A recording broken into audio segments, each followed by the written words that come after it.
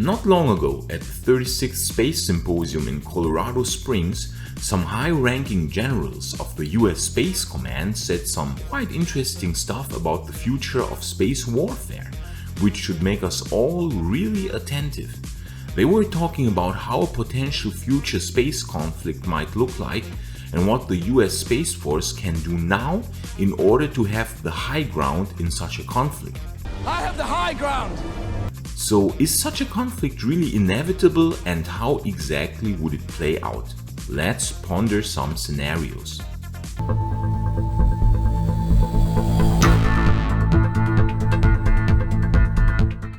Lieutenant General Shaw spoke at the 36th Space Symposium in Colorado Springs a few weeks ago about the future of space warfare.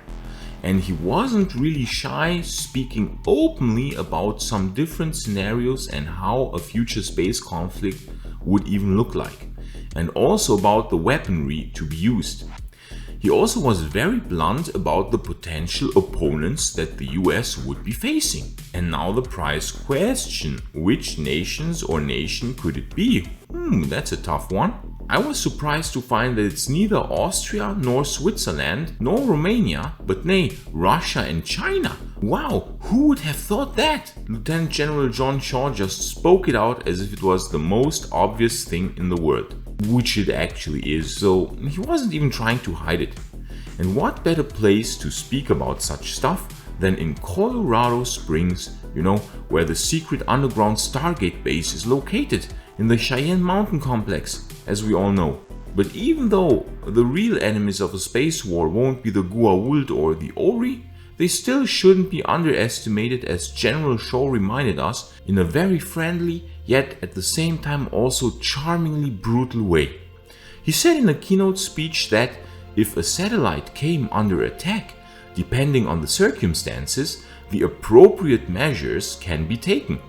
In more detail, he spoke about ways a potential adversary, such as China, could use ground-based systems like lasers or other optical-based devices in order to blind US spy satellites.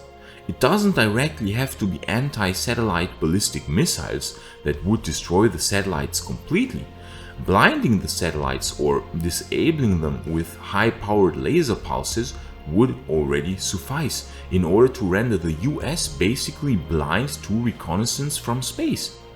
Alternatively, jamming devices could be used that interfere with communications to and from satellites by creating noise in the same radio frequencies which the target satellites use.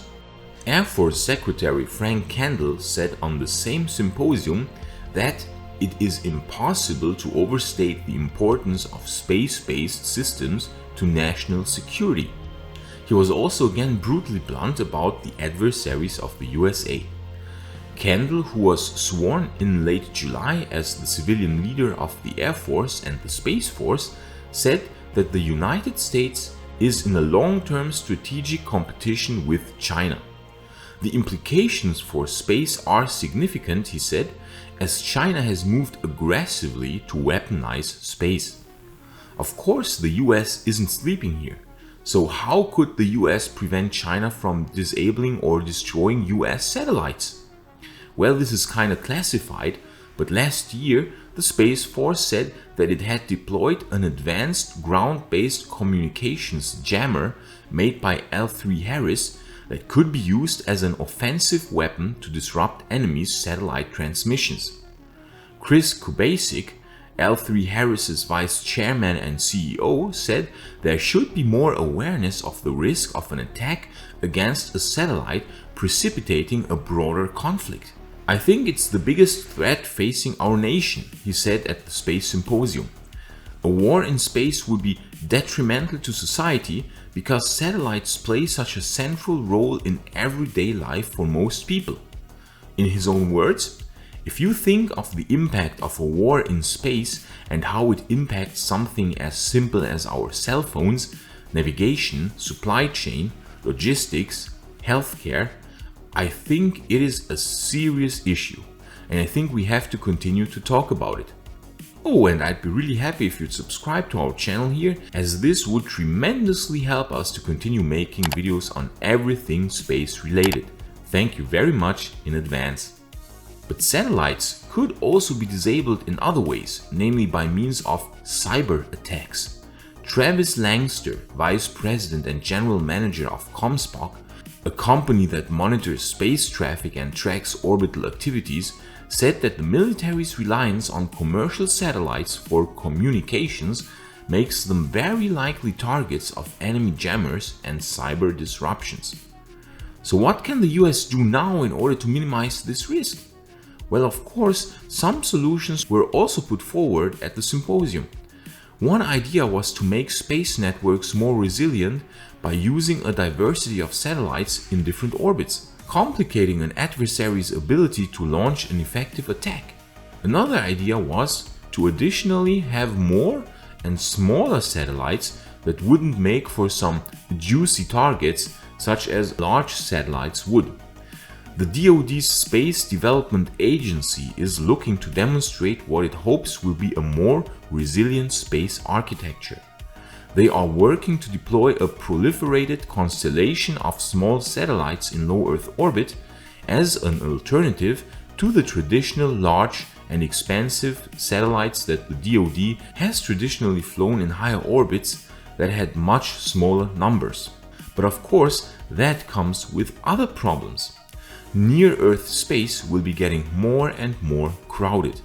With SpaceX deploying tens of thousands of Starlink satellites, with lots of space debris in different orbits, and now with an ever-increasing number of small satellites, the problem of space debris is getting really a problem that has to be tackled in some form.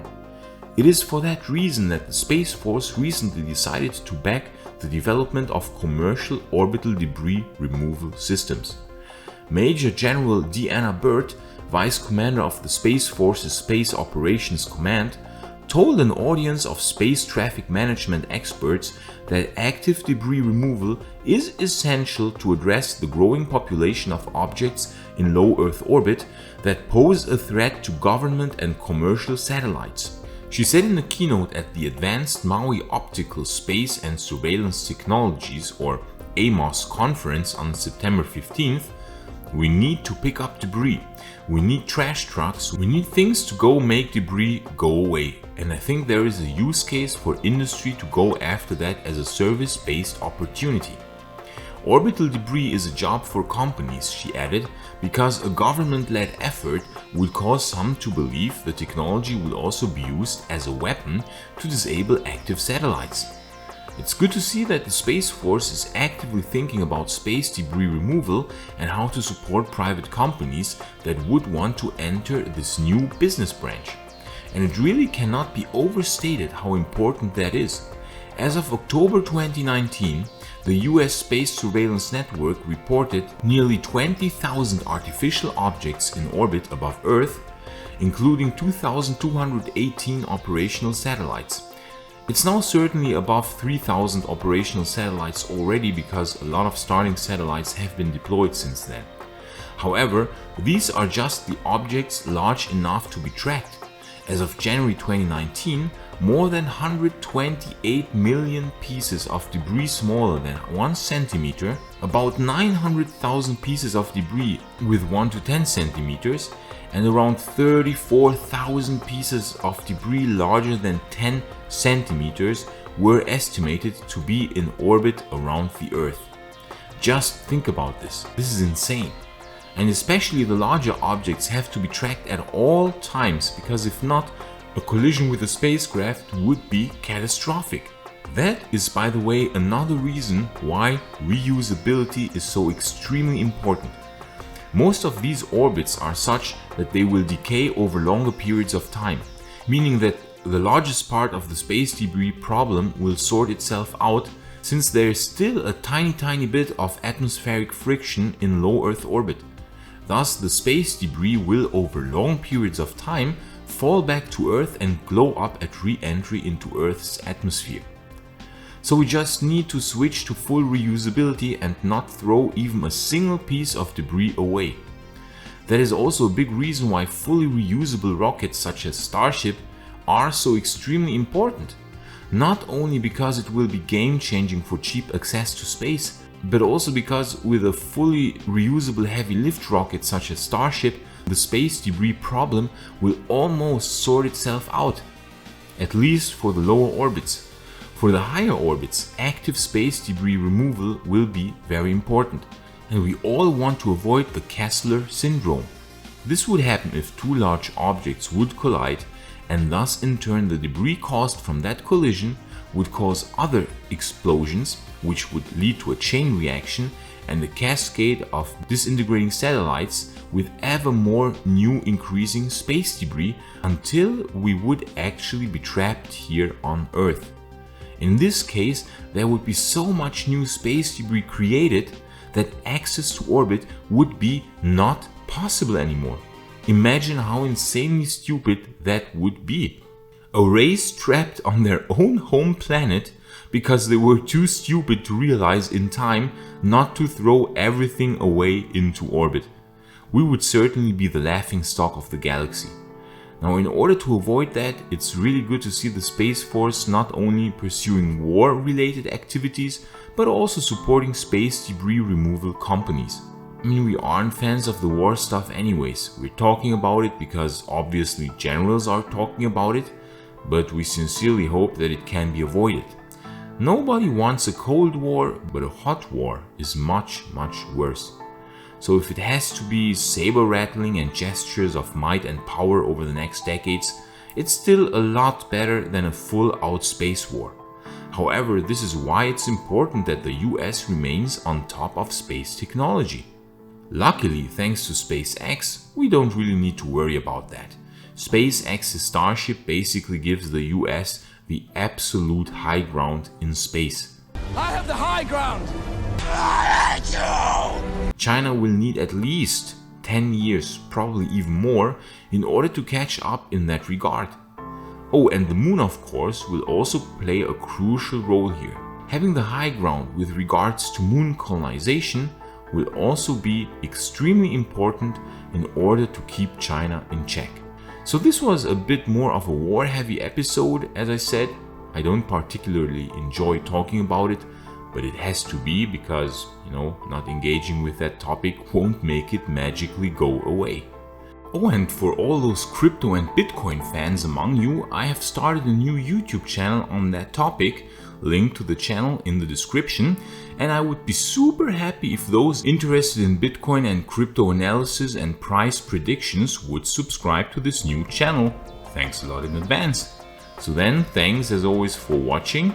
Jishuan and me wish you a very nice day, all the best from us, and on to the future.